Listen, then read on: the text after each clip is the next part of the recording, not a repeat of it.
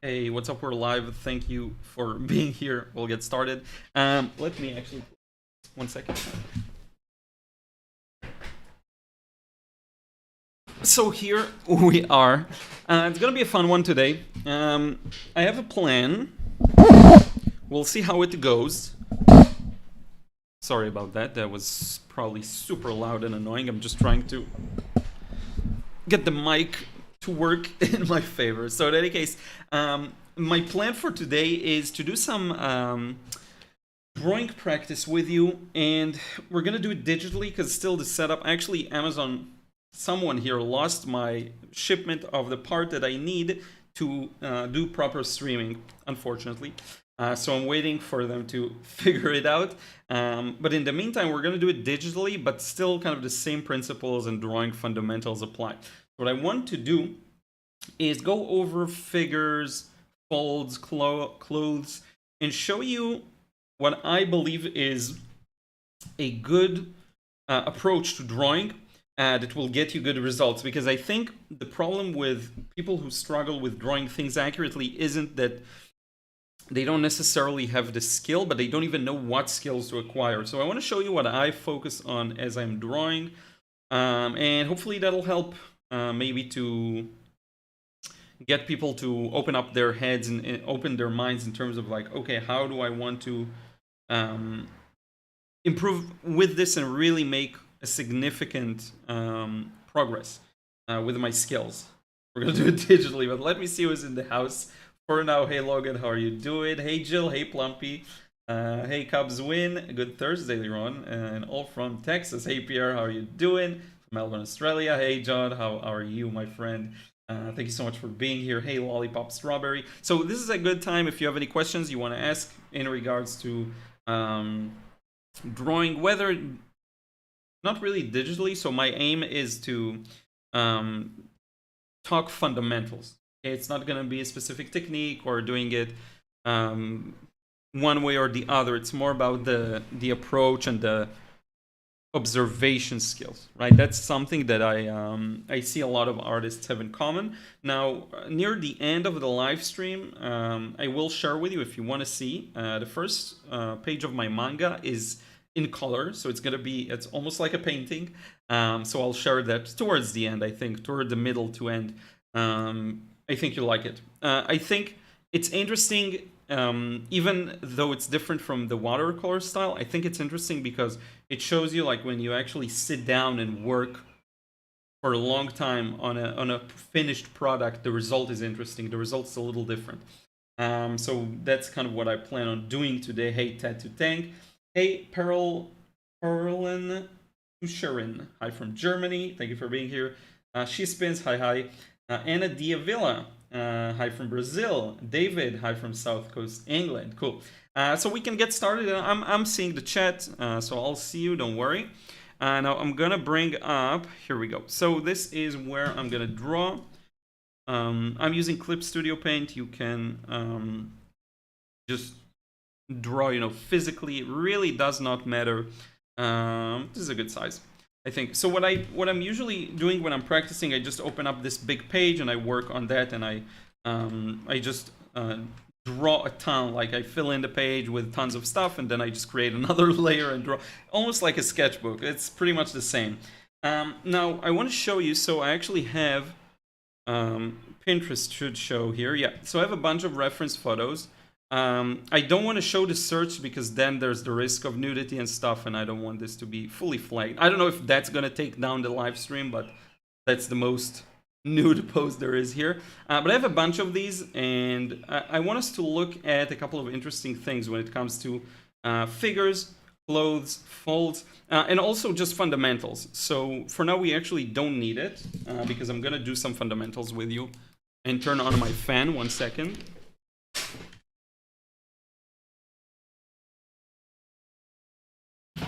There we go. As soon as I start talking, gets hot. Pierre, do you draw more from the elbow and shoulder than the wrist? I do a combination of both. So sometimes you will need the entire shoulder, and sometimes just the wrist is enough. Usually for stronger, more accuracy, I will use more of the wrist, just a more limited motion. But for longer line, I'm gonna use the whole thing because I just don't have any other way of getting these kinds of lines, right? These vast lines. If you're gonna try and do them like that, it's gonna end up being shaky, whereas if you go like this, right? Now let me actually make my pencil even larger. Good. So hopefully you're seeing everything properly. Let me know if there's any issues, because I'm going to be focusing mainly on the drawing here. Let's see. Donna says, hi from Austin, Texas. Ora, do you use gouache? Not really, but I want to try it out. Patricia, hello from Afton, Virginia. Thank you for being here. Pierre, what will they take you down if you show nudes on? Yeah, that happens. I think. I don't know. I never really have shown any. So yeah, this is why I was hesitant always to do videos about figure drawing, like actually figure, rather than just people or figures as part of a scene.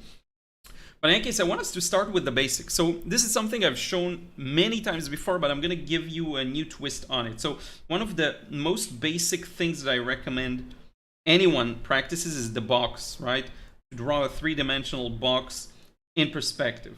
Okay, now I want to show you exactly how I like to do it. So first, I draw a box that's in the most basic position, which is just this. Now, what this is actually, and I've shown this before, is just 360. So these are all equal. What is it? 120 degrees. It's just the same exact angle. I have tons of videos on that. I want to show you more of the process of the mindset and the progression of the exercise rather than how to do it. I have tons of videos on this box. But if you can do this, you can draw pretty much anything. And I'm going to show you how. So if I have this, here's what I like to do. I like to, that's the best way to learn, is to imagine. And based on your imagination, to draw and then test yourself. So I'm taking this box and I'm imagining that I'm rotating it in space. And then I draw based on that. So here's some of what's going to happen if I rotate it in space. So this corner is right here. What happens is this is going to move towards here. We're going to have a flatter line. This is going to move towards the back, and it's going to be shorter because it's moving away from us. And this line is going to stay pretty much the same. What's going to happen is this. And that's how I'll just do tons of these. So I just rotated it, right? I just did this thing, and now it's in this position. And I'll always look at my position and try and change based on that. Now, if you're just drawing from observation, which I will show you a bit of, you're missing out on a lot of understanding of why things appear the way they do, which then really enables you to draw them more accurately. So this kind of an exercise of actually planning something based on something else is really good. So another example, let's imagine I'm going to rotate this cube like that. I'm going to turn it like this. So I'm seeing under it, but the same angle. We're going to have this corner here, and then this line is going to move slightly away from us. And this line is going to be almost parallel, right? And then this goes here. This goes here. Line up here, and voila, we are looking at this same angle, but we rotated it, right? So if you can do this as much as possible, that will really improve. Now, the reason I'm showing you this is because we're going to use this in everything else we're going to draw. So I'm going to show you boxes, I'm going to show you cylinders, I'm going to show you everything. If you understand these basic shapes, spheres, which are really, really hard to understand sometimes, you will be able to do pretty much everything I'm showing you here, okay? It's going to be kind of a fun, let's practice drawing together. And you can tune in, you can draw your own kind of things as you're looking, whatever you want. Hey Hugh, how are you doing? I use an app called Camera Lucida to help me draw complicated subjects. That's cool, that's really cool. I find that I really need to invent a lot and change. So I cannot rely just on that. I rely more, I draw from reference, but I can't just draw it as I see it sometimes because I don't see it. Tattoo Tank, what device are you drawing on? I'm using a Huion canvas called a Huion canvas. Not canvas, canvas. I think it's the Pro 16. 16 for sure. I don't remember if it's a pro. Kate, how are you doing? Hey, Liron, nice to see you again. Thank you for being here. Pierre, I cheat. Import photos to Procreate, trace digitally, print, use a lightbox to draw onto 185-gram paper, but my drawing is suffering and my painting ain't getting better. Yeah, so this is the thing, right? And hey, Adele, how are you doing? That's the thing. If you are just tracing, you're missing out. I think, if anything, what this is, to me, is freedom. Because you can just know that you're not dependent on any different means of, you know, different devices and so on. So Donna asks Adele if she speaks Italian, which is funny because we're flying to Italy next month. Gonna be fun. I'm gonna be visiting Venice probably. Finally, I meant. So here we go. I'm gonna get rid of that, and we're gonna get started. So let me look for something, say, as simple as possible to begin with. Leave this dude for later. I want to show you. You know what? That's actually a really good one to start with. It's sculpture. But hopefully you can see it. Oh, let me actually move this aside, make this a little larger. So, and what I want to focus on in particular, that's not what I needed to do, is, 1 second. I want to focus just on the arm if I can. There we go. So here's how this all comes into play. What happens is, you're seeing this, and I'm talking about the arm right here, actually. Let me show you the arm that goes towards us, like this. So the thing is, when you see this, if you'll just try to draw it as you see it, it's going to be tough.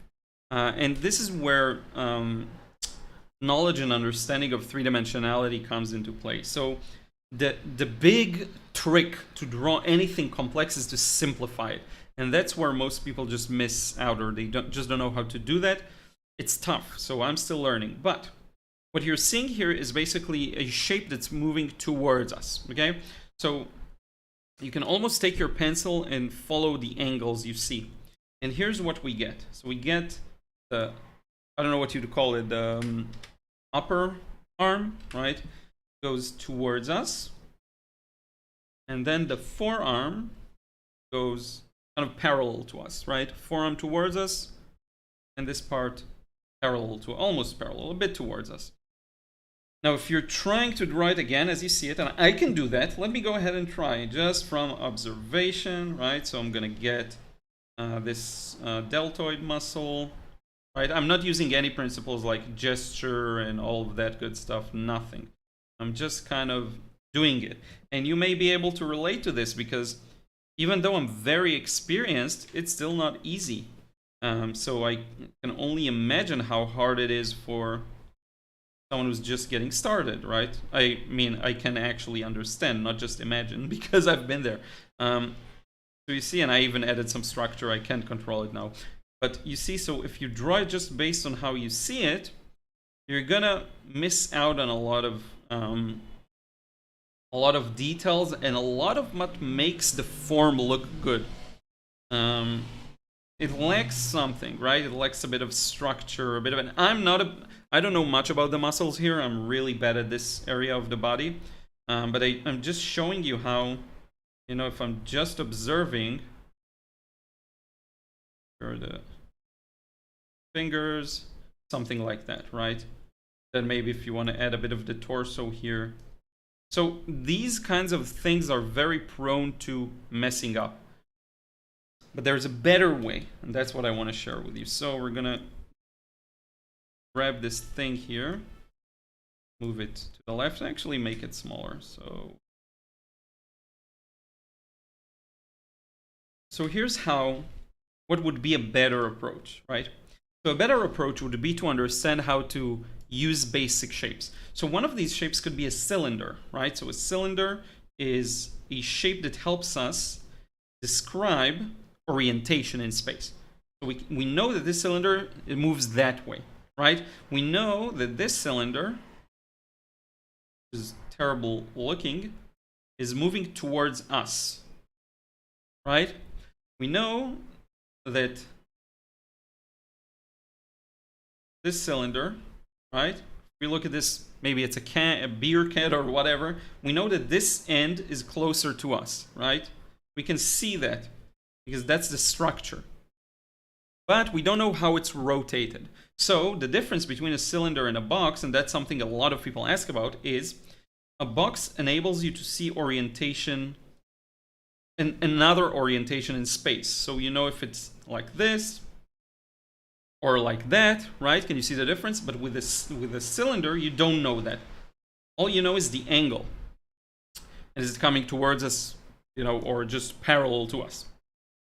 Because if you just look at a can, let's say, like from the side, you know, it's not really moving towards us much.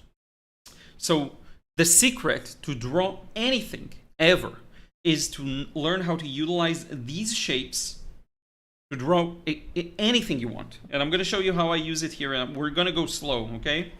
And again, all of the basic stuff I covered before. I talked about cylinders, I talked about boxes, spheres, whatever. You can find videos on that. I want to show you this, which I've never really shown, the process of actually using them. In depth, right? Live stream in depth. But let me see what you're saying in the chat for a while. Pierre, are you able to make the pencil a bit darker, hard to see? Yeah, definitely. There we go. I don't know why it was so light, too. Sorry about that. Like this. Yep. Hopefully now it's better. David, if the true view of an object just doesn't look right, would you adjust your drawing so that it's more pleasing to the eye? Yeah, definitely. So one of the things I do like to do in the context of painting is to move elements around the scene. So maybe a tree looks really cool and fits the scene, but it's placed in an awkward position. I'll just move it to somewhere else. And that's one of the easier ways of changing stuff around.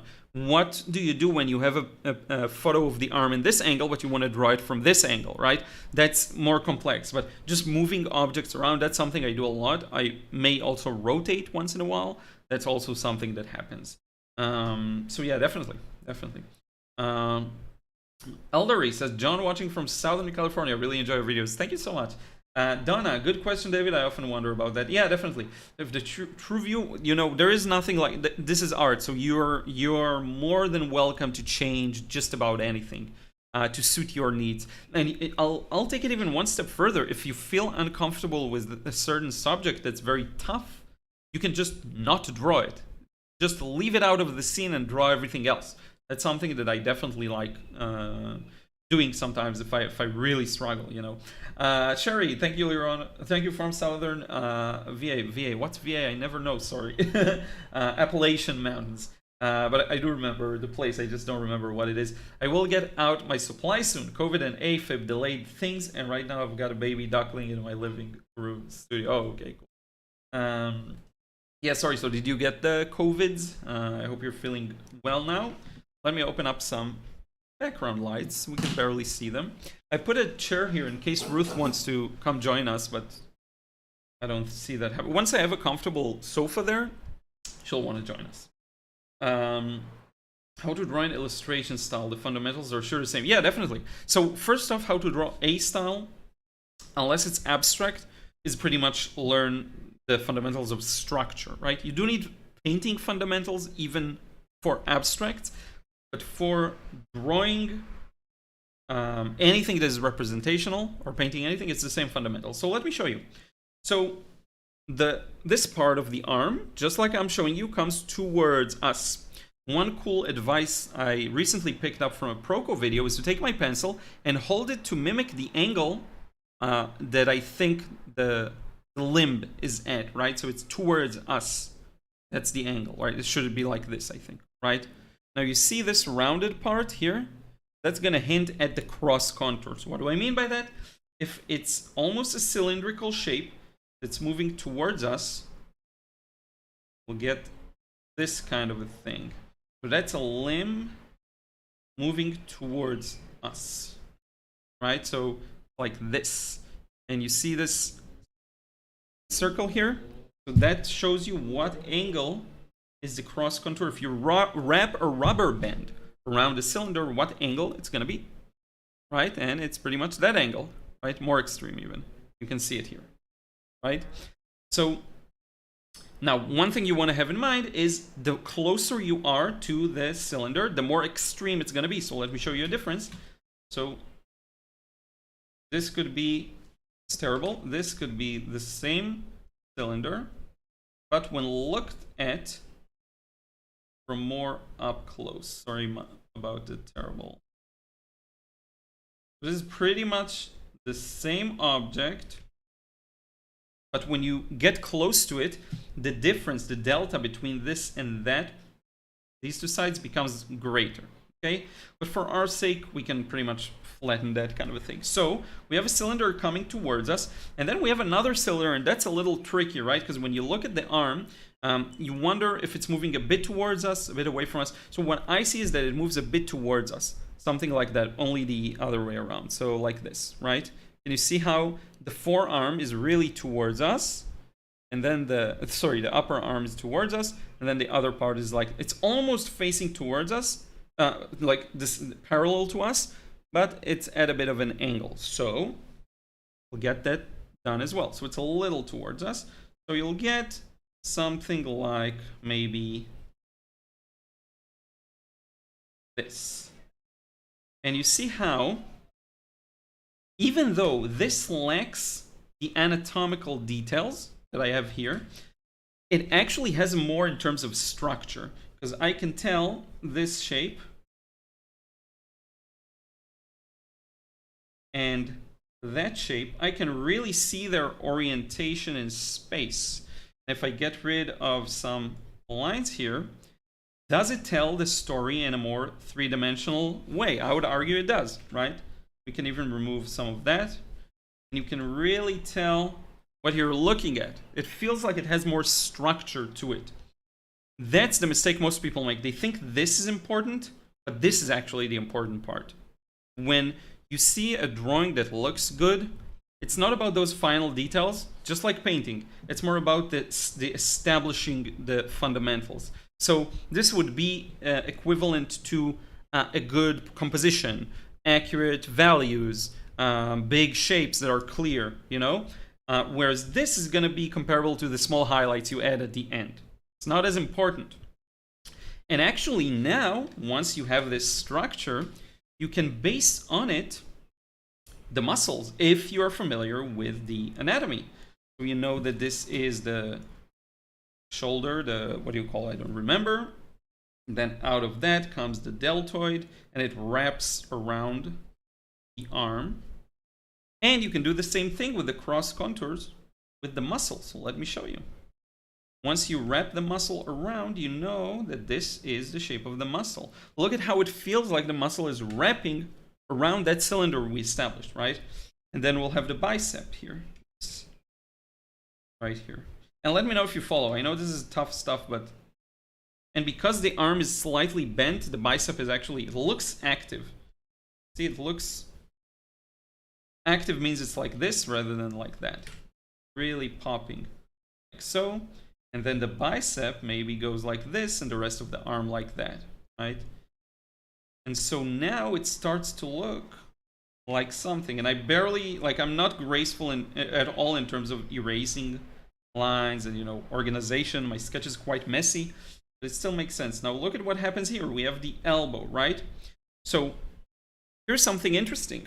If you have good control over different shapes, you can actually use more accurate basic shapes to represent what you see. So look at this area of the wrist, right? This area would be much better described by a box rather than a cylinder like we did here. So when I'm looking at it, I'm seeing a box. So let me show you this one side of the box. This is another. And this is kind of what I see. And then from that, the palm comes out, right?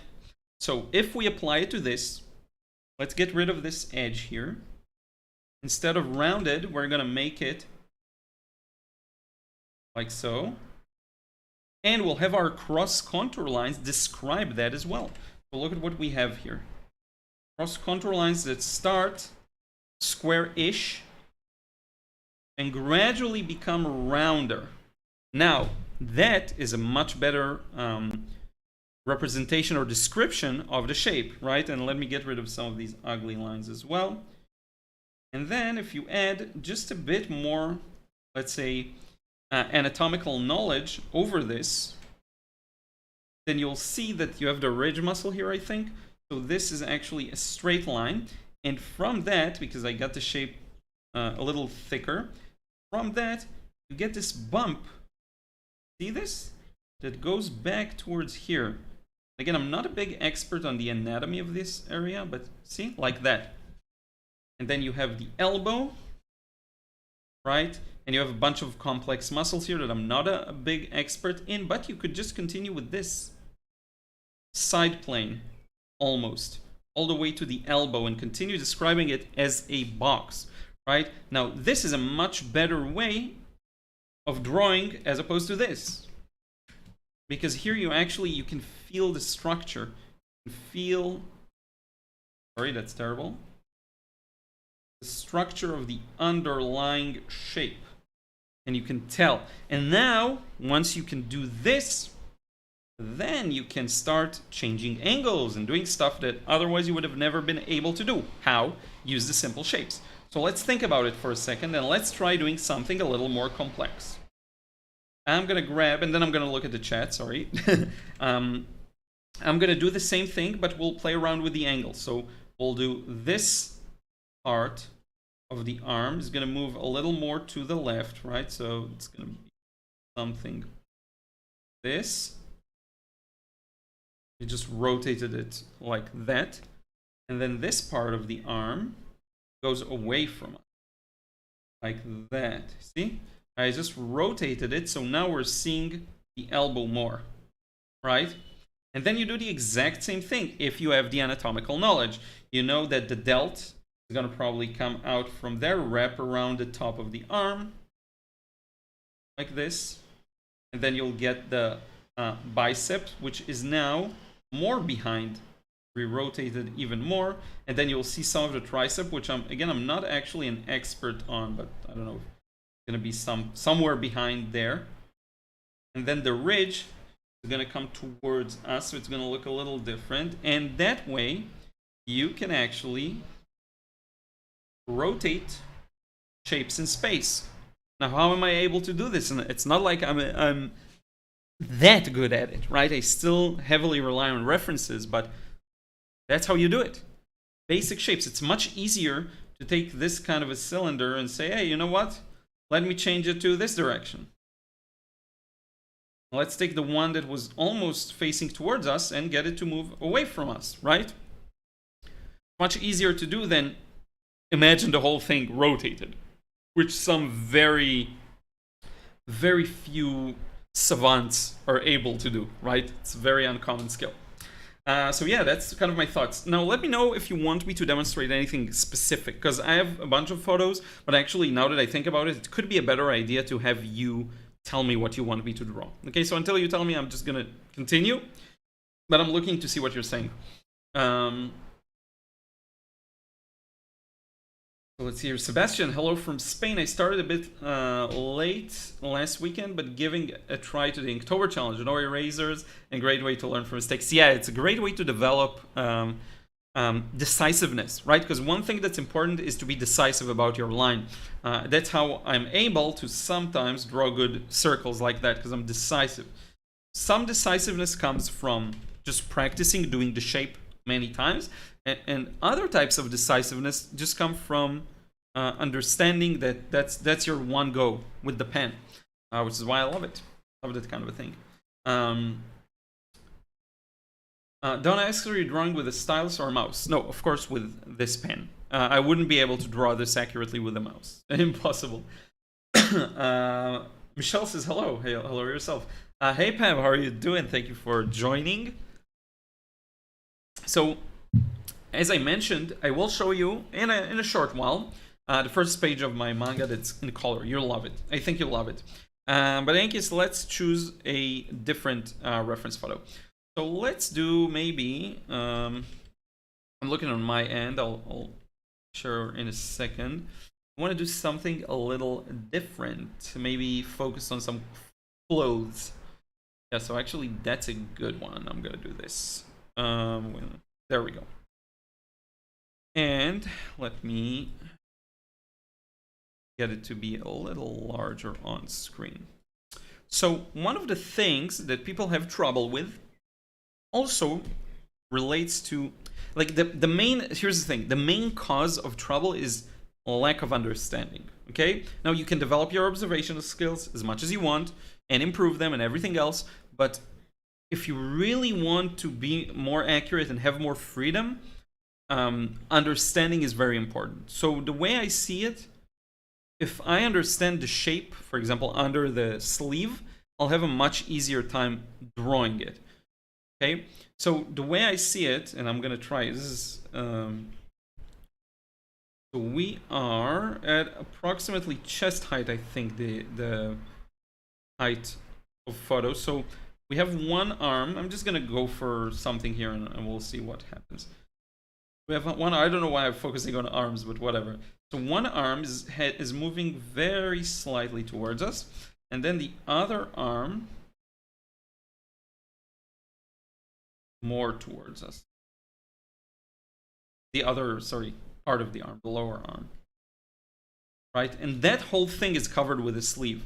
So just to show you, and I'm jumping off between topics, but you know, just to show you, and thank you so much, Giovanni. I have to say your watercolor paintings are very, very nice. Can't wait for this digital one. Thank you so much. Hey John, how are you?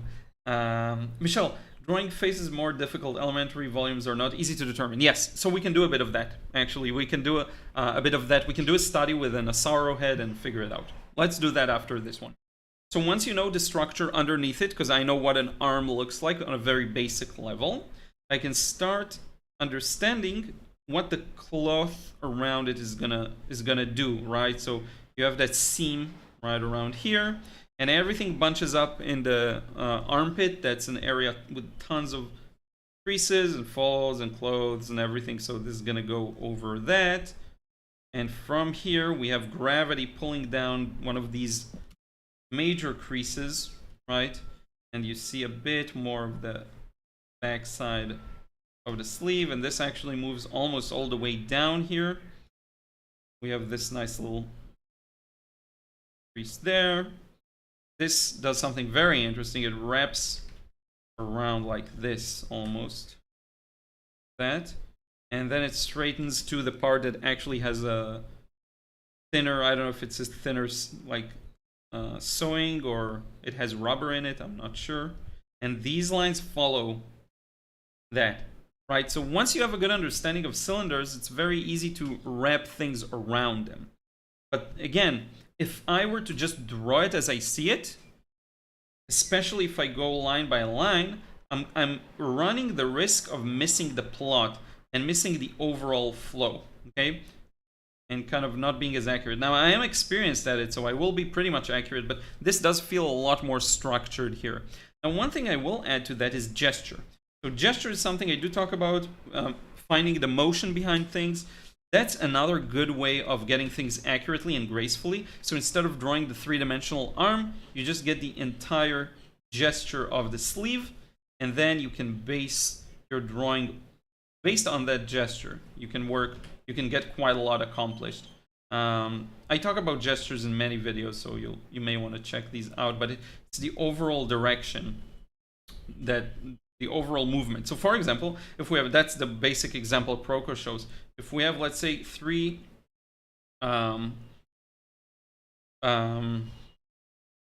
like, what kind of a ball is that going to be? Like pool table balls? I don't even know how to draw them.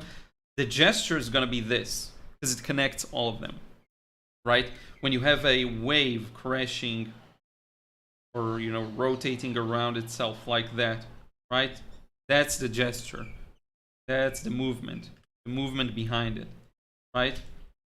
So if I look at this, let's say this person in entirety, and follow the gesture just to iterate on that point, right? So I'll have the face, that, and then the neck.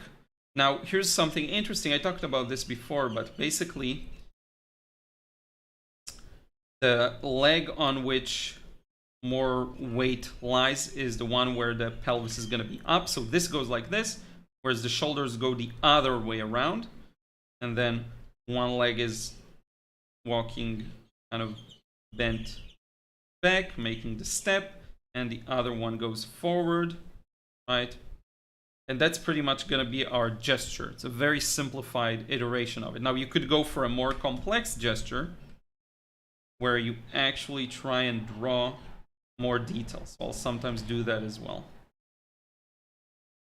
Something like this. I'll use the clothing to my advantage. But I'm looking at overall movement. I'm not drawing this line exactly as I see it with all the bumps, but rather I'm looking for the overall impression. Right? That's one arm. That's another. And with enough practice, you'll be able to do that. And still maintain relatively accurate proportions and all of that good stuff, right? Which is still pretty hard. But you see, with very few lines, you can establish pretty much what's going on. I just need to do something small here. We have a delivery and I have to approve. Oh, okay, they still haven't sent it. Approve changes for things they don't have in stock, basically. So let's see here. Sebastian, what you're showing reminds me of 30 years ago when my parents bought me a great book called The Marvel Way of Drawing Characters. Yeah, it makes sense. I think I'm familiar with that book. It taught me everything and a classic must. Cylinders, cubes, shape. Yep. And you'll find, for example, in the previous drawing we did, a box would be better just to describe the elbow, and then you'll have a cylinder that turns into a box, and so on. And one thing I learned, and I think some people who are practicing will appreciate it, sometimes it's not enough to just practice boxes, but one of the things that will really develop your skill is to contort and distort these shapes. So for example, like what we've seen earlier of that cylinder that turns into a box slowly but surely, right? Or you can have a box that is twisted, right? So the top is like this, and then the bottom is like that, and then see? Like that. It's twisted, almost like it's made of Play-Doh. Or you could do just not a normal cylinder like I've shown you, but rather a cylinder that curves and bends. And then you learn how to do all of these cross-contour lines. You really play around with the shapes. It's a big part of it because they don't describe the human body perfectly. So the better you become at this, the more nuanced your drawings can become. So that's in terms of gesture. So actually, let's do a sorrow head, like a head's basic planes, and see what we can come up with. I'll have to get rid of this for a second. A sorrow head. I have such bizarre Pinterest recommendations. It's pretty unbelievable. Oh, I actually have a better way of showing you this. So let's do sketch fab. I may need to oh good, it's showing. I don't know why it's showing. It shouldn't work, but it works, so we're good. So we can grab something like this, which is a simplified head, and kind of play around with it if you want. I think that'll be a good practice, actually. So let's choose an angle and go for it. I'll show you how I approach this on a very basic level. So we'll do the Loomis, and then we'll convert it into the more nuanced elements. Okay, oh, that's good. Donna, just got my first grandchild. Wow, congratulations! Like now? When was the birth? Congratulations, that's amazing. Or maybe you talk about that you got. Oh, okay, you got the book. Sorry, you got the book for your grandchild. That's funny. I misread. Here, Sebastian, proportions, poses, composition. The teenage kid me back then devoured that book. Yeah. More than any class at school. Yeah, when you actually enjoy something, it's so much easier to focus on it. It's pretty incredible. Monica, how are you doing? Pam, oh my, so much to learn here. Anyway, yep. Don't get rid of it. Yeah, you know, these books, sometimes they get so hard to obtain. You know, once they get a little old, they actually become quite rare. A lot of books out of print, so it's really hard to get them. So yeah, so let's do a layer here for the guidelines, and we'll figure it out. So you see how bad I am at drawing an actual circle. Let's see actually how I... Oh, that's not bad. That's actually not bad. So I was quite close. So now here's how we do it.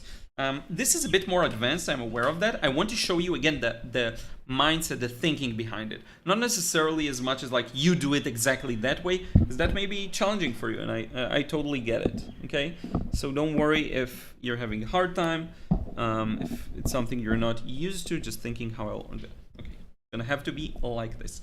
So that's fine. I want you to see the mindset and how important it is. So first off, I'm gonna put this into perspective, and the way I'm gonna do this is by drawing a box. So the way I see it, this is our perspective. It's gonna be something like that.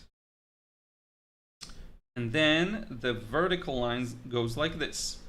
So essentially, and something is off, I'll find it now that I'll mirror. Yeah, all my lines should be more towards better. So that's kind of what we're looking at perspective-wise. And I'm gonna follow that to guide me, and you'll see how. So one of the first things we want to figure out is the eyebrows. Where are the eyebrows? So as you can see, they're just like this, right? It's not too hard to just do a line that figures out their angle, right? It's not the easiest thing necessarily, but there we go. Okay, now around this area of this eye, right, which is, and you can measure that, about a third this length of the entire thing, so around here, probably a little more to the left. So around here, you'll get a change of plane to the side of the face. The way we do this, I've shown this many times before, is draw a parallel line, a perpendicular line. That's the angle of the ellipse you're gonna need to cut the side of the head. So there we have it. Now you're actually gonna do the same on the other side. I'm gonna simplify it a bit though. So there we go. Now I'm showing you, this is something I've shown you many times, but we're gonna take it one step further, and I want to show you how I'm studying these things, because it's not easy. Studying the planes of the head it takes patience sometimes. And that's actually, that can be fun even if you're into watercolor, to just do one that you're really devoting yourself to, and then paint it like you see it on the screen right now. Very simple shading. You know, what you're gonna discover once you get a good understanding of these things is it's very easy to determine where the light and shadow is, because you see the planes of the face like polygons, like you see them here in the reference photo, right? You see it here to the side of the screen. So because it's very easy to tell, okay, if the light comes from the right, this side is going to be well lit, while this side is going to be in the shadow, right? And you're going to see this. So this is this line. Now, I made a mistake that I'm still figuring out what it was. Yeah, I think this line is just too low. Is it too low? Should it be here? I think the eyebrow line should be here. And then this other angle hits this angle, right? This hits the approximate middle of this. I just got it too high. That was my problem. But the horizontal distance stays the same, so I was actually accurate on that in that regard. So here we go. Let's get rid of some of the guidelines here. And we got something to work with. Now, what do we do? Whenever you're in doubt, one of the best things you can do is find a center of something, a center line. So if we can find the center of this distance, we'll find the middle where the nose is and everything else. So if you actually take out this part, this is how my brain works, okay? If you take this part out, so let's do this, copy paste, and move it here, and look at it in isolation. Where's the middle? It's somewhere around here. Oops, that's here. That's the middle. But the thing is, this thing moves away from us in space, so we're gonna find the middle and move a little to the left to show that it moves away from us. That distance becomes a little longer than this distance, right? So you have to think about these things. Now, let's get rid of this extra layer here as well, actually. And go back to our previous one. There we go. Okay. So center line. Now this represents our vertical line. So I'm actually going to follow that. Down, center. Let's find the center of this line. Same kind of process. Down. And from here, let's drop another one. Now look at what happens here. And this is how my brain always works when I'm drawing. We just found the front of the face and the side of the face. This is the front. Pretty much all of this is the front of the face, right? And all of this is the side of the face. You always have to think about these things. And you could actually simplify this whole thing to just a three-dimensional shape. So you can do this, do that. Look at what we have here. What is that? That's a box. If you can't draw a box, how can you draw this? How can you understand this, right? You can't. That's why I always urge you, understand boxes. It's the most important thing ever. It's the basis for everything, right? Let's see what you're saying and then we'll continue. Aura, which drawing tablet are you using? Oh, I mentioned it earlier. I'm going to leave it on the screen here. Huion Canvas. 16-inch Pro. That's the model. I'm actually very happy with it. It's probably considered a little old now, but it's pretty nice.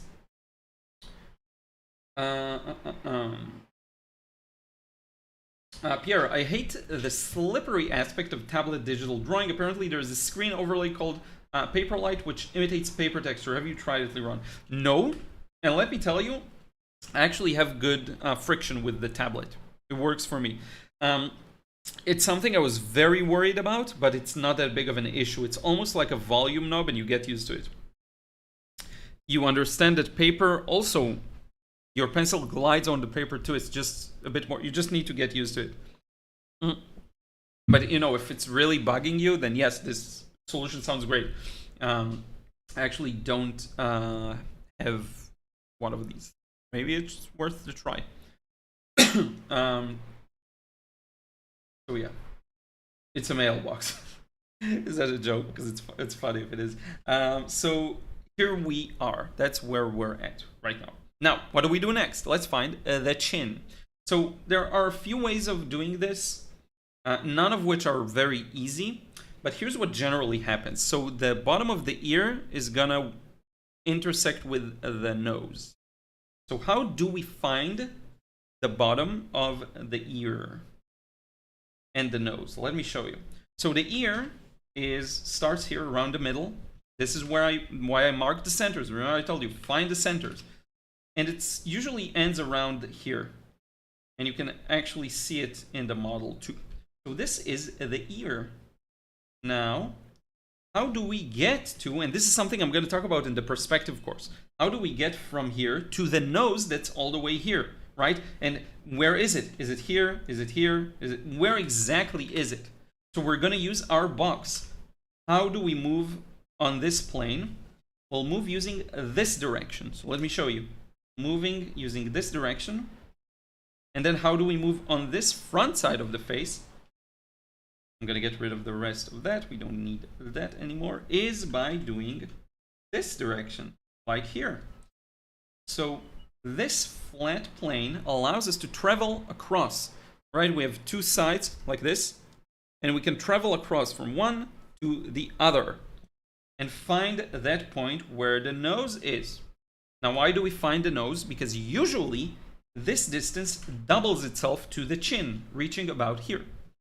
I'm going to make it a little shorter because it's moving away from us down below.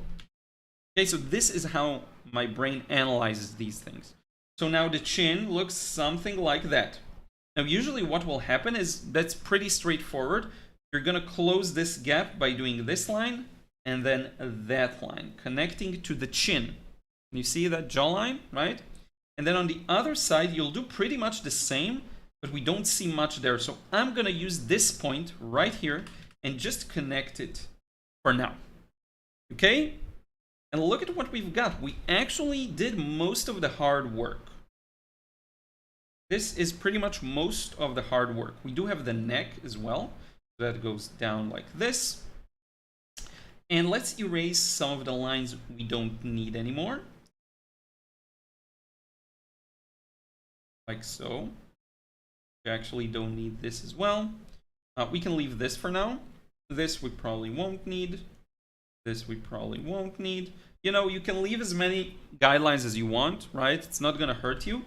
And we can do this digitally. We can lower the opacity and add another layer, so it's the easiest and most fun in a way. So yeah, let's see what you're saying, and then we'll continue. Yeah, I think you're right about getting used to it. Yeah, but you don't have to struggle against it, of course. Lisa, good morning from Idaho. Thank you for being here.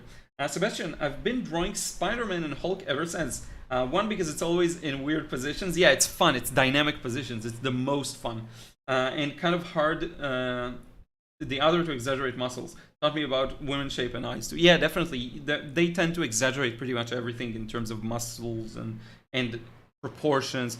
So you'll get like the hero's body is like 9 or 10 heads tall, whereas it's around 7 or 8 in reality. So they make people taller, stronger looking. Years later, I got a book on how to draw manga, and even if rules still apply, a whole different approach, especially eyes and hair. Now I try to draw Greek and Roman statues in museums. That's pretty fun. Yeah, I agree. That's definitely admirable.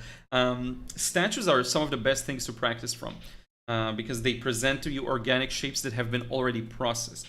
This kind of a head is also a great subject to work from. You know, it just shows you the shapes simplified. So now we get to the good stuff. How do we find, let's say, the more advanced shapes? So one thing I learned from Proko is to find that tip of the chin and connect it here. So almost imagine like you have this shape traveling across the planes, and then you just connect it. Okay, so let's remove the excessive lines and just connect it the same way. Something like that. Okay. Actually, more like that. In this angle, it's more like that. Okay? Now, look at this side of the face that's farther from us. Look at what happens here. We get to this point, and this is where the eyebrows are, right? Here. Line for the eyebrows, which usually divides the head in two in terms of height. So like this and the latter half. It's pretty much the same. But you see how it takes time? So if I were to just go haphazardly and just try like this, even if I'm experienced, it would be super hard, right? And I'll mess up my proportions, right? So many times you get things inaccurately, not because you're not good or because, you know, you just don't have it, because you don't know the process, and you need to know the process to get things accurately. It's a process. When you do this so much, you can jump ahead and cut some corners, so to speak. Now, this here indicates it's going inward, like you see on my face, going inward, right? So what you'll often get is a connection to here, and here it has to mimic it. These are parallel. This and this are parallel lines, so this goes a little in, actually, and by cutting these two together, we cut a plane for the eye socket that is dented inside. That's a more of a specific shape, right? It's a more accurate one. It's a tough one. And let's see, I forgot even, yeah, Michelle. So you asked about this. So now, Michelle, we actually cut out a more serious shape. Now, right below that, or under it, we have this bump for the cheekbone. And then we're going back to this, and we'll have that same bump here. Same bump. So the face actually moves outside of it, right? And I kind of am starting to mess up my perspective, so I have to be careful. This was actually inaccurate. This is better, right? So you see how you divide the face into different shapes and planes. Now this is where it actually gets a little more challenging, because under the nose, we have the lips, and when you look at them from the side, they're beveled outwards. So the lips have an interesting shape where they're almost placed on a buffed out tuna can, for lack of a better term. So if you have this kind of a tuna can that has its sides beveled outwards, that's the plane on which the mouth is placed. I know it sounds funny, but it's actually how it works. Right? So you'll get something like this. Now, the reason I'm even able to draw something semi-accurate like this is because I've done it many times. So what we get here is somewhere around this point, it's going to go back outwards ever so slightly and gently. So it's going to go out and back. And then it's going to have the chin. So the chin is almost like a square kind of boxy shape, like that, right? And the lips go out and back in. So you almost get this kind of a, see, this kind of a thing, out and in. So that's pretty much, sorry, I keep doing the Control S to want to back up stuff. But this is how you start dividing it into the more basic shapes. Okay, now I can show you a bit more. Like, let's go more complex, right? So what we can do is get the nose down. So the nose is built around, the way it looks is, if this is our flat front of the face, that is actually, and I can use colors to show you here. And so this is how I do this, I imagine. So let me show you. This is our front plane of the face, and this is our side, which could be looked at as another part of a box, right? So if I were to recreate that front part of the face, right, the way I would place the nose is slightly roundish in the bottom. The middle is lower hanging than the nostrils, and then it goes up, dips, and this is your nose. This is actually a nose shape, very simplified. So how do we place that here? Here's how you can do it. Go back to our thing here. Does this make sense, or is it like a foreign language to you? I know it's tough, but that's how I do it. That's how I do these things. And that's how you improve your understanding. You have to think, right? You have to think about it. Like, what do I want? For example, now look at what one thing you'll notice is that my center line no longer is accurate. It needs to dip together with these dips and dip back out and dip back in. See? It has to go with the shapes I established, right? So yeah, let me see what you're saying. Aura, can you refer a good book for studying color and light or value? Ooh, wow. Color and light and values for beginners. I actually don't know of a book like that, like the fundamentals of color and light. I still haven't gotten anything like that, so I don't have a good recommendation, unfortunately. And I study mostly from YouTube videos anyway. Lisa, my daughter uses Paperlight. She loves it and says it works very well. Awesome. Yeah, I wonder if it fits my tablet. I don't even know if it's like the same. It will be, if it'll match it. And I don't know even in terms of size, but can you just tape it over anything you want? I'm not even sure. So yeah, so the nose, for a very simplified approach, this is gonna be its basis. It's gonna go up here, up there. And then it's going to go outwards. And this is what you see right here.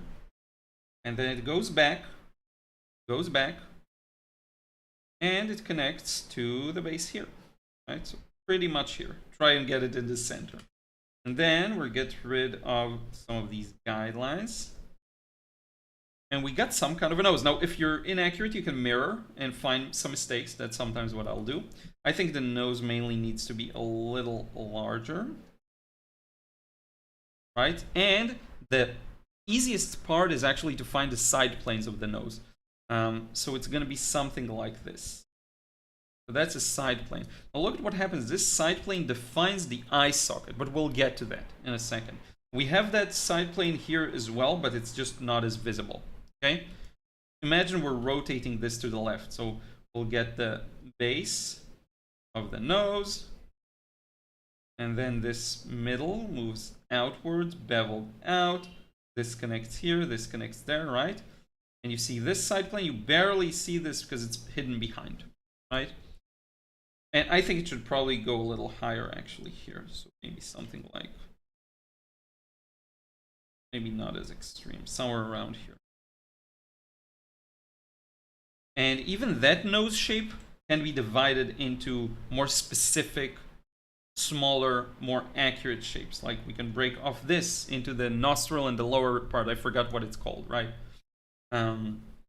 But yeah, Marina says, hi, how are you doing? Base S, there's a watercolor book, Light and Shadow by William Lawrence. Yes, Skip Lawrence. I definitely recommend it, but it's not a general, book about color and light and values. It's watercolor specific. So just so you know, it's a great book. But yeah. Drawing on the iPad makes me look like I've got Parkinson's. It doesn't even affect the drawing though. I don't draw on an iPad, so yeah, I have this thing, right? So this is way different from an iPad. But I actually tried on an iPad a few days ago and it works. It worked okay, actually. It wasn't that bad. By the way, I got this line a little inaccurate. Should go like this, right? And I think I got the position of the nose, again, not as accurate. Should have probably moved it to the left. Now, the good thing about digital is I can just move it. And if I don't like the angle, I can just angle it, right? I can find the right position. So somewhere around here. So I cheated a bit, don't tell anyone. Now, from this, you can start establishing the eye sockets. So they go, and actually let's move on to a new layer because it starts to get a little crowded. And let's also turn on the transparency here, just so that we can see things a little more clearly. Right, so now, and sometimes you have to zoom in, right? So the nose just doesn't connect straight to the forehead. There's actually a dip before that, and that's called a keystone, and it's actually an important shape. So the keystone does something like this. It dips in, and then from that, the nose dips out. That's usually what happens. And then from there, you have this shape, a little more accurate. The keystone goes into the shape of the eye socket, which varies greatly based on people. Everyone has this shape a little different looking. But for the most part, it's going to be something like this, right? Now, how can you do what I'm doing right now if you don't know how to draw a box, right? How would that make sense? This is why you need the basics. And I know it looks super boring, but actually drawing tons of these will help you with everything you're seeing here. Just know. That's how I'm doing it. That's how I learned. Now this wraps behind, so we got this part here. This goes like that, and then the eye. So the eye, I'm not going to go too much into that because that's already the features. It's not the 3D shapes, but for a very basic structure, we can imitate what we're seeing there. Now, using this kind of a line, we'll find the other side's position, which is hidden a bit behind the nose, right? Just a bit. That's really bad. So that's where I'm going to mess it up because I don't want to go into too many details. Like this, and like that. And if we want to do an actual eye study, I'll have to just draw eyes because they're tough. And then for the mouth, so kind of what I've shown you, right? So this is the middle.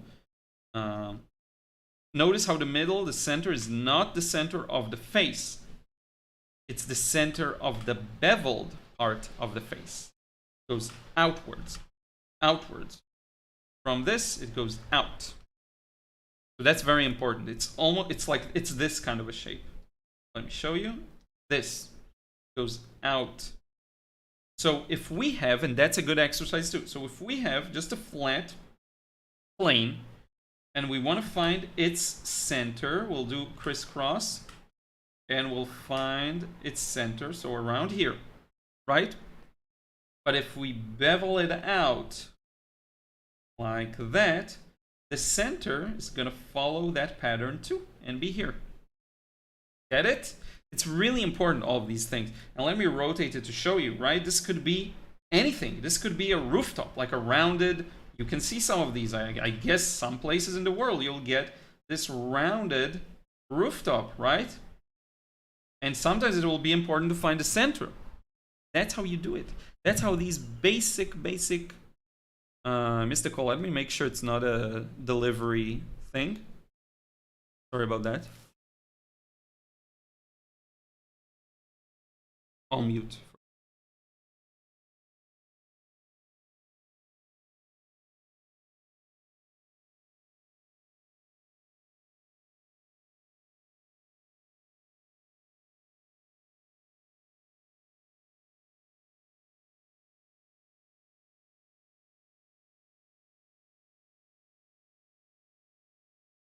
Sorry for the dead air.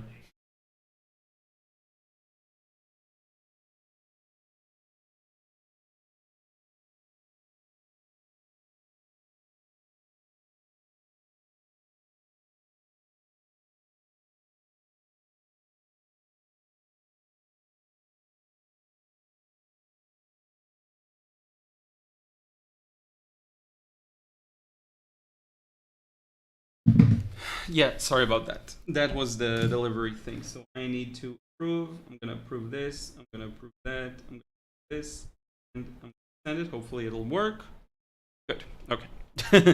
They always are missing stuff in stock. So yeah. So what I wanted to show you is how practical of an application that is, right? Just by understanding what the mouth is structured like, you learn so much about these different 3D structures. Now, the next time you have to draw a rooftop, say you're drawing a little, nice little barn. Oi, toda. Toda. Got my coffee. So let's say the next time you want to draw a little barn, you know, let's say that you draw a box, and then how do you get the shape of the roof that is maybe it's like this, right? So you need to find, maybe it's like this kind of a thing. So you need to find the center of that. So how do you do that? Crisscross it, do a line, go up, center, continue that line, go here. How do you find the center of this part? Crisscross it, come up from there. There we go. See? It all is connected. This is why I urge you, even if you just paint, just watercolor, this is huge. It's gonna make, and you, who said it? Someone said my paintings are good. That's a huge part of it. And I think Joseph Zbukvich says if the drawing is good, it's very hard to mess up the painting stage. So just know that's the basis for it all. Let me look at some comments, then we'll wrap this one up and continue to a different thing. And feel free to ask me about anything. Like, we can just open up this stream to whatever you want. We can just do a chat near the end, and I'll show you some of the things I'm working on.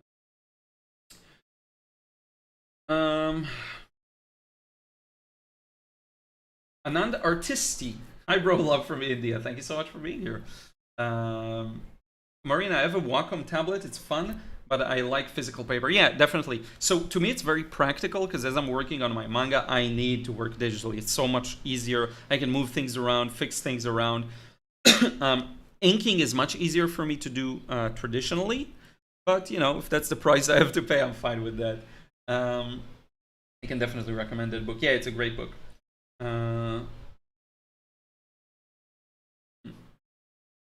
Captain Mangles, what's up, Clip Studio Gamers? That model looks like he has two mouths. Really? Oh yeah, like one under the other. Because the chin is really like this dip is really exaggerated for some reason. I don't like to exaggerate it, so that's why. Thank you, Monica. Donna, books are fine, but there is nothing as helpful as watching the process unfold in a video. Yeah, I agree. I'm studying from videos the best. Super visual. PRV, night all. I'll catch the rest in the morning. Yeah, thank you so much for being here, Pierre. Always appreciate you making me laugh too. And sorry for the super late email responses. I'll get to that soon. John, that's the smartest observation someone ever made. I will always remember that. John, please tell me what the observation is, because I don't know what it relates to, and I would love to know because it's smart. I'll love to use it in the future. Ora, studies should be done from live, model, or photo. What is the most effective for overall improvement? So the thing is, I think it's not really a matter of this is better than that. It's more like, what are you gonna use for, like, in your usual work? So if you're gonna draw from photo reference anyway, you'll get better by practicing that. If you want to draw from a live model, you'll get better by drawing from a live model, right? It's the thing you use, you become better at. With that said, for those who are having trouble recognizing 3D shapes, there is something to be said about doing this from real life, because it really forces you to see this cylinder and really ask yourself, like, how wide is that angle? It's a 3D object, it's not flattened on a screen. There is a bit of added value to it. I also think that it's worth doing just for a while, because you will gain something from it that will stay with you forever, even when working from photos. Once you did it a few times, like you go to a model sketch night or something like that, or you just work from what you have at home, simple stuff like this, once you do it a few times, you're good. You're gonna have some experience that will always stay with you and help improve these kinds of work, okay? So that's my thoughts on that. But you mentioned one more thing, live model or photo. So live. Yeah, so live and model is the same thing pretty much, right? John, hey, how are you doing? Hi, Liron, hope you're doing well. How do I go from blocky head shapes to smoother features? That's my current drawing struggle. Okay, so from blocky feature to smooth. So the thing for me is, once you have this blocky structure, you can just, whether you're inking or painting, you can just do whatever you want with it. So let me show you. So let me grab this pen, the G pen that I like using. So now if I just want to draw like a real quote-unquote person, I'll just put in the features, right? So I'll go ahead and put in the nostrils, and it actually becomes much easier once I have something to rely on, right? That's pretty much it. So then I can put in the eyebrow on the ridge, get an angry person here, right? And then you can draw the eye here and follow the structure we've established. And for the other eye, where there's always a challenge to draw the other eye accurately, you can put in the eyelids, whatever you want. You just draw on top of it, and then once you get rid of it, it'll actually make sense, right? So that's how you do it. Whether you're painting or working in pencil and inking, once you have a structure, what you're talking about is actually the easiest part. So you learn these things, like what does a nose look like, and then you learn and then you draw noses. So what I do, okay, I actually have a good answer for you. So let's say I learned technically that this is the structure of the nose. What I'm gonna do is open up tons of pictures of real noses, and I'm gonna analyze them in this simplified format. So if I'm looking at my own nose right now, like let's say in this angle even, so the basis, and I know it's a bit hard to see, but this is the bottom, and then it sticks out a bit. So this is gonna be the point, and this is gonna be the nostril, right? So my shape is gonna be something like this, and then this goes up, and maybe my nose is a little, it has a bit of that, you know, thing there. Not the most graceful nose. And side plane, right?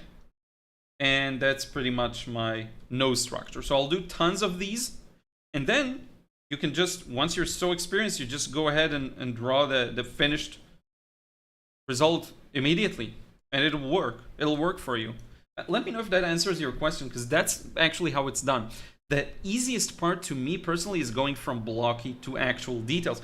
And then you can decide what you want to draw. So let's say light is coming from here. You want to add some shadows to this side of the face, like an old kind of superhero comic book style, which I'm not that good at, but there we go. You know, you do these shadows around this line here. Right, it gets so much easier once you have this blocky structure. That's the part I'm the least worried about. You know, I hope that makes sense. John, if the drawing is good, it's hard to mess up the painting. Yes, that's true. Okay, yeah. Josephine, I missed the first half, but I'm looking forward to trying this out. Yeah, definitely. I hope you'll enjoy it.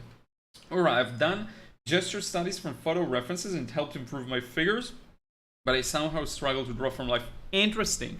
Very interesting. So drawing from life is a little different. So you may need some grace period to get used to it.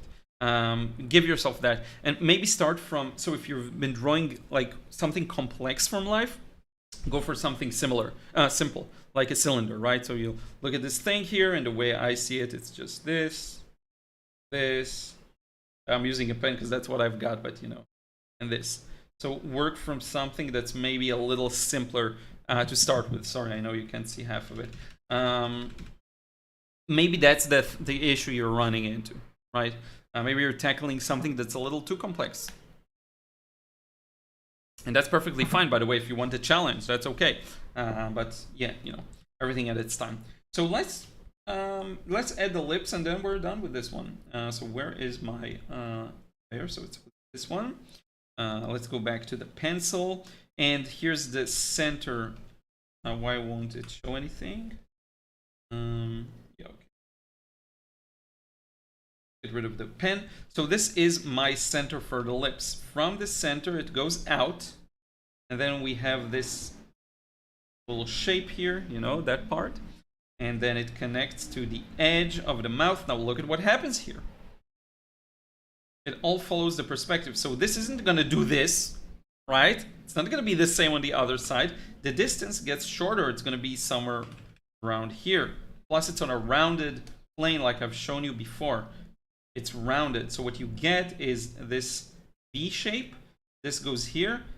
And then this dips back here, right? And it goes behind that circular shape. That's why it actually happens. And then this, we're going to have that same dip here, actually. Then this is going to overlap behind this. So you'll get this, and let me think, this pretty much this. No overlap there. And then the lower lip is beveled out, right? So you have to have that in mind as you're connecting these shapes. And we got some kind of a structure for lips. Now, how accurate was I? Am I really in the center? Probably not. Oh, that's actually not bad. It's they're a bit too small, so I can just go ahead and do this. But other than that, pretty accurate, right? So that's how you do it. That's how you start building those simple shapes. I hope that makes sense. Let's see what else you're saying here. I don't understand what I'm doing wrong. Send me a few works if you don't mind. I'll take a look. Usually the answer is you either don't understand something or you need to start simpler. You're challenging yourself maybe too much. And which is why I don't get the, yeah. John, that does help. Good. That, you know, what I find is just learning how to draw in general. Every step that you take up the ladder has a different challenge to it. So it's like, first you just try and draw from observation. It looks like crap. And then you're like, what am I doing? Then you understand, oh, there's a structure to things. There's general principles that structure the face. You learn those, and then you're like, how do I go back to where I was earlier with the final result? You're like, I built this, and you become so good at building boxes, and you're like, I built this cool little structure. I have no idea, like, what's the next step to bring it back to, you know, to look like a person. There's so much of that. Every small step you take up will involve some growing pains. That's perfectly normal. Don't worry about that. Now, if we just want to wrap up a bit of that, you know, kind of end, there is, you know, this is a rounded shape, right? So this is going to be something like this to represent it. We want to do cross contours, again, rubber bands. Wrap some rubber bands around the head. But we can divide it like we're seeing in the reference to different polygons to make it a little simpler maybe to understand. So you see there are these different planes, and each one is aimed at a different place. Now let me show you actually how easy it is to shade once you see all of these things. So I'm going to find the main line where the shadow begins. So it goes around here and down along this geometrical shape into the eye socket. It kind of dips in and goes back out because the eye is rounded. Then let's say it casts a shadow on the nose, goes back up like this, wraps around the bridge of the nose, and then goes down from here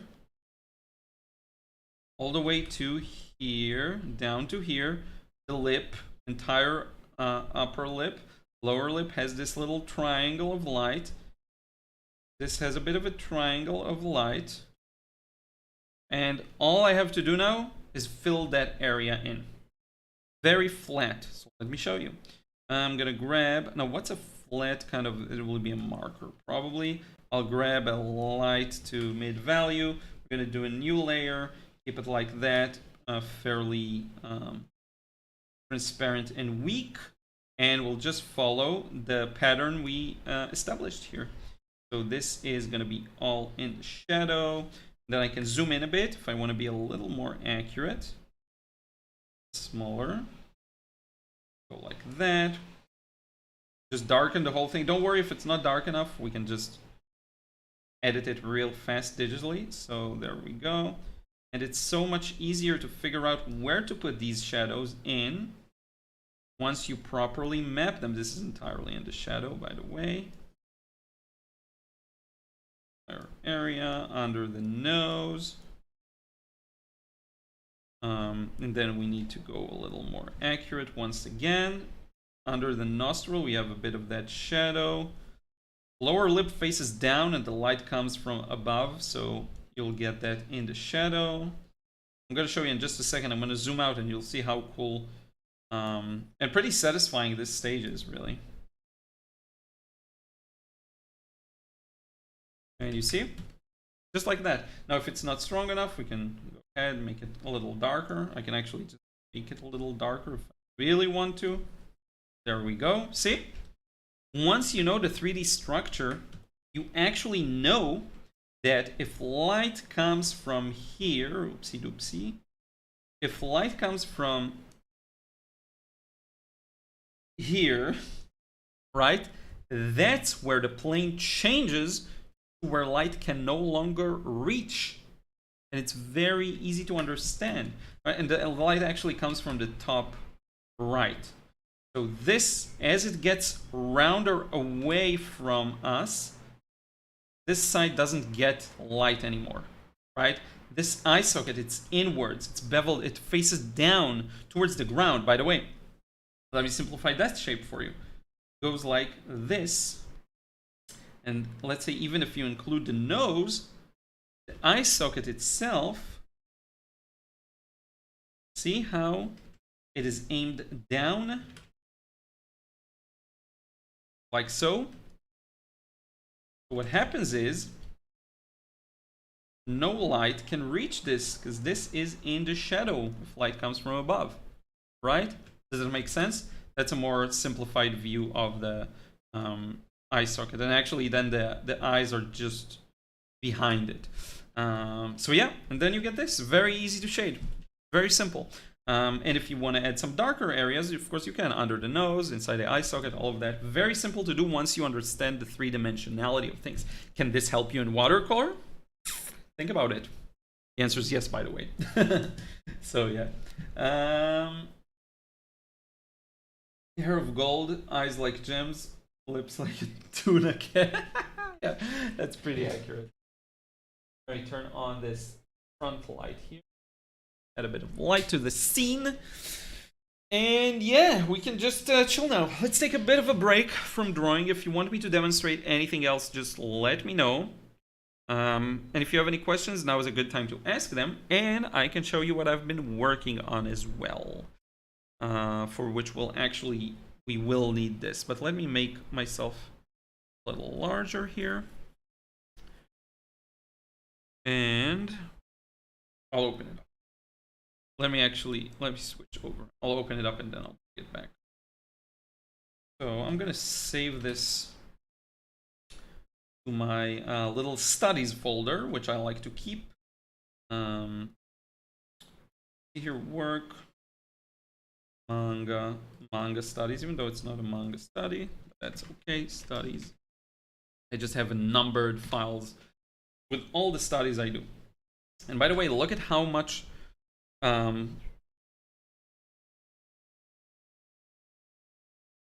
look at how much progress we've made in one session, because when you focus on the fundamentals, you actually let me show you here. Oh, why am I back here? I should be here. Look at how much work we got done today, because we have all the previous layers, right? We did this is obviously the biggest project, so to speak, but we did this, we did that, we did this, Like, we did a lot of stuff here. So yeah, you can get quite a lot done if you work on the fundamentals. Like, gestures are very fast, you know, just a gesture can take 20 seconds, 30 seconds, you know, a minute if you put a lot of effort to it. Any advice for newbie book publishers? Yeah, so John, you have your work. Do you have a book out, or do you plan to publish one? Do you plan on doing indie via Amazon? Let me know. Give me some more detail, and I'll be happy to help. But the main thing is to build an audience of your own, to not rely on, even if you work with a publisher, which I don't know if you are, most likely not, but if you are, don't rely on that either. Build your own audience, which is pretty much what I've always been doing. Marina, what are you working on? Yeah, I'll show you. So I've been working on my manga on the digital files. Let me open it up for a second. I'll show you. Recent. And this. So yeah, I'll show you just the thumbnails for now. But here I have some of the manga pages. So you can see. I'm working on building the story with very basic drawings for now. Can I zoom in here? Yeah, so you see, I don't want to spoil like stuff too much, so, but you see it's pretty simple drawings, like the one page where I tried to get some more details in with this one, and I'm still not happy with it, so it's gonna go through revisions. But that's pretty much what I've been working on. It's a comic book, right? But look at this first page. This is what I really wanted to show you, because I've been working on this really hard. So this is the first. Actually, I can show you the exported picture and we'll have an easier time. Give me a second. It'll be much easier to see. Wait, I'm going to bring that back in. I'm going to go face only, and I'm just going to add the picture itself. And you'll see I put a lot of work. Go. Boom. Okay. So the first page is going to be in color, but the rest is going to be black and white. That's a huge darn photo.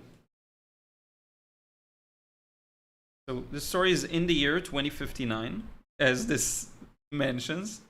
And I'm actually working in color for starters. So this is what I worked on today. So it's kind of, it's very loosely based on the, what do you call it? The Lion City, do they call it? The city thing they're building in Saudi Arabia. So just the concept is borrowed from that, but it has nothing to do with it in terms of anything else. It's just the basic premise of the story is based in that kind of environment. In my own interpretation of what that kind of environment could be like, but probably not. Like, it's a bit of a, it's not conspiracy stuff, but it's interesting. It's interesting. I'm not blaming the Saudi Arabians of anything when I show this. It's just for inspiration purposes. But basically, the story takes place in this imaginary future city, and it's actually a. Let me show you here. Oh wait, I need to show you here. In my version, it's all around the globe, as you can see. It just wraps the entire Earth with this kind of a thing. And this is a bit of an up-close look at it. It's still work in progress. But that's kind of what I have it planned to look like. And this is a mirror surface in some boats. I'm still working on that first page. But this is actually a story, like a comic book.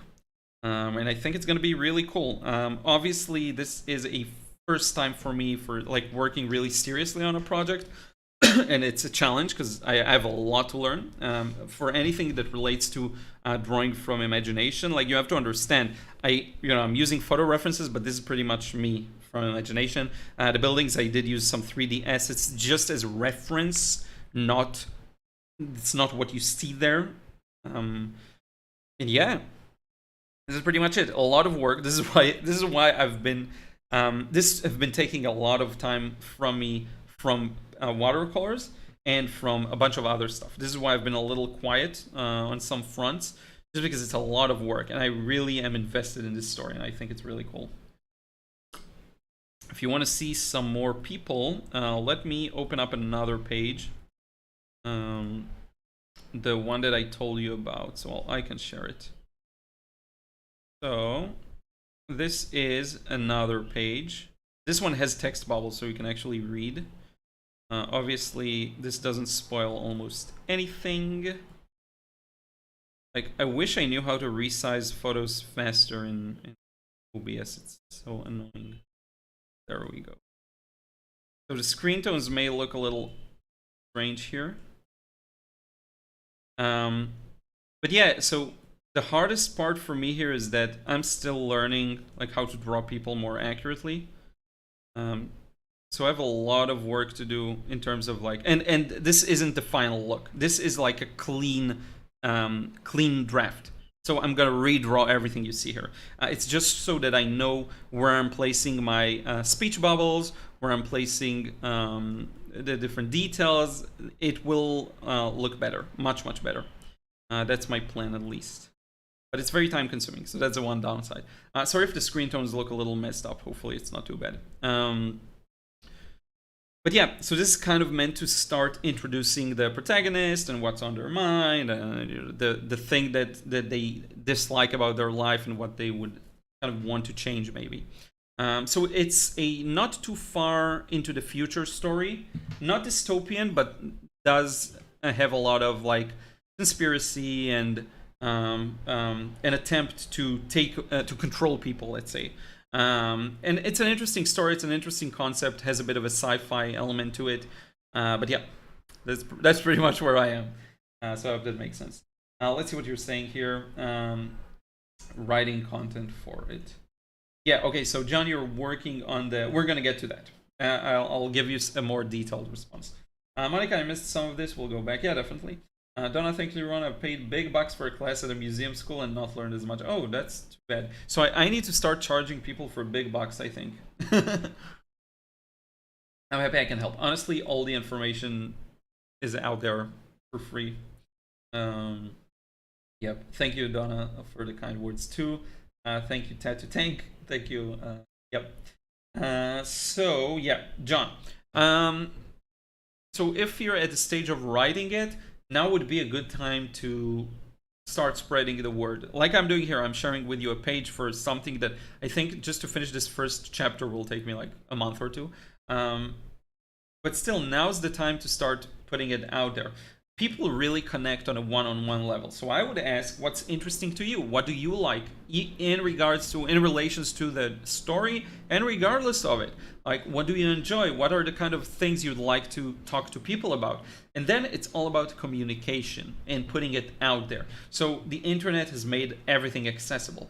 The question is, how do you want to share this? Do you want to share snippets from what you're writing and ask for people's opinions? Like I can ask for your opinion about the dialogue here, right? Or stuff like that. Do you want to do something like this, like a live stream and talk to an audience and just discuss, like even just us discussing what is conveyed in this story, like the idea of controlling people. Controlling people's emotions, that's going to be a big part of it. Taking away people's freedom to decide for themselves, like stuff like that, you know.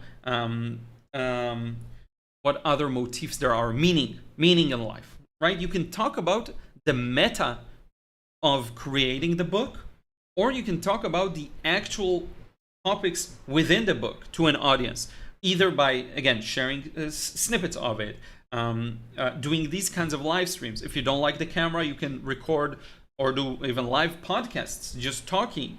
One more cool idea for you, maybe reading snippets from your writing, reading it, and almost like an audio book, and seeing how people react to it, like a storytelling time. You know, I had another cool idea for you. Oh yeah, if you like talking to people, maybe find some other people who write maybe similar books and discuss literature with them. Discuss your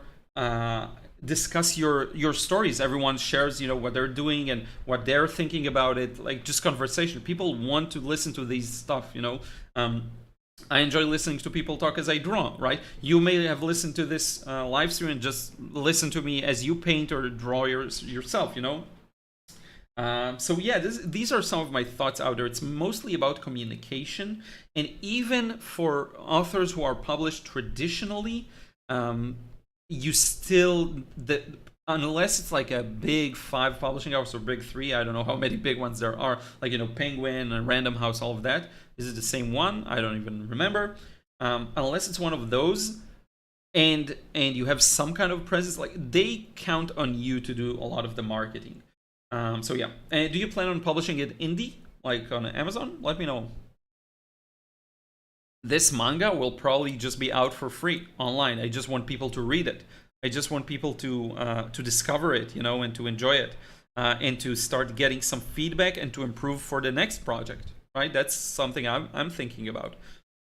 So yeah, I could, if it's really good and I feel good about it, I could maybe look for a publisher to publish it, or I could sell it myself in a way, but I don't know. We'll see, you know. But yeah, I think the live stream looks stuck, but I don't know. Let's see if it works on my end here.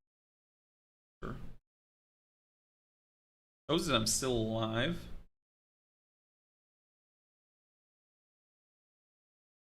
Weird. I don't know what's going on.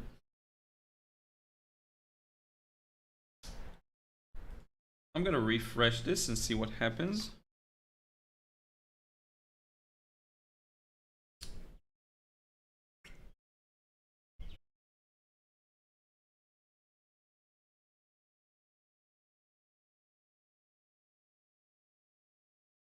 Yeah, okay, so we had a small hiccup, but that's fine now.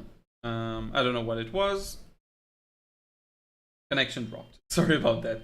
Monica, I watch YouTube to learn, also trial and error. Yeah, definitely.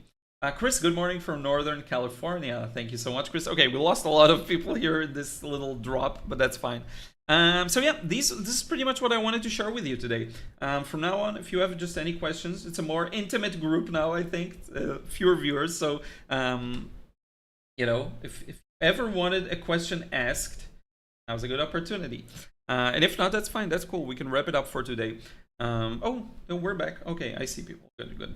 By the way, if you can drop a like on this video, I would greatly appreciate it. I'm working on creating banners so that you'll see them down here. Does it still work? Yeah, that's the email that I put there. So yeah, like a subscribe and all of those fun stuff, fun graphics to share with you. But yeah. I miss day 6 45 years ago. That's a cool username. Hey, how are you doing? Thank you so much for joining in. So we've done a bit of sketching. I've shared a bit of the project I'm working on. Like, this is so different from, so, you know, for the longest time, my projects were the videos, the content, right? The courses. This is actually a different type of product. It's the first time ever I create that kind of a product.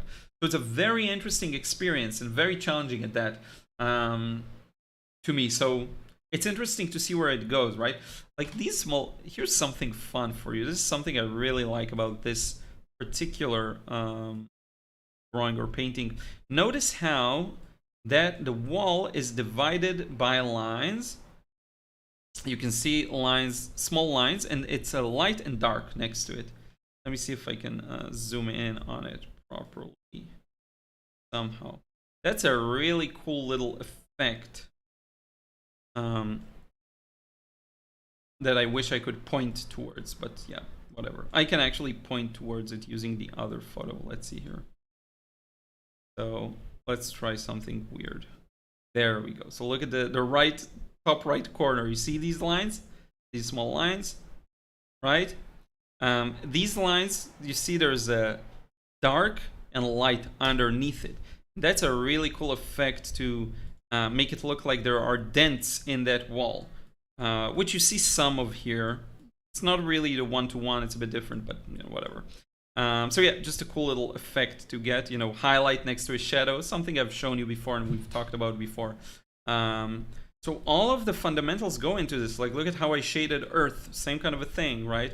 Look at how I'm shading the city here down below. It's the same concepts, right? Once you understand the fundamentals, you're really able to draw things in a way that's not only believable, but very satisfying to the eye and looks correct.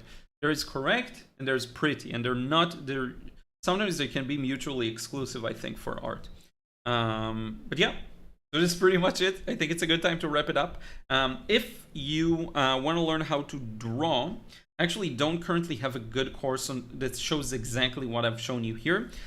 Once I get my perspective course out, I will share the heck out of it. But if you want to learn to draw from observation, then you have the Draw Anything course. If you want to learn how to paint like me, I do remind you, if you haven't checked out the Watercolor, the Frustration-Free Watercolor course and the Watercolor Realism course, probably should be a link below. And yeah, I'm going to thank you so much for your support. And by the way, if you want to support me on Patreon, you can do that. Links again in the description. If you want your name credited at the end of my videos, that's how you do it. That's how you get there. Yeah, aside from that, thank you so much. Really do appreciate it. And I will wrap it up for today. And we'll see you in the next one. So until then, take care. Saturday, I don't remember if there's a video. Maybe there will be a few more shorts, short videos. But yeah, this is going to be it for today. We'll see you in the next one. Take care.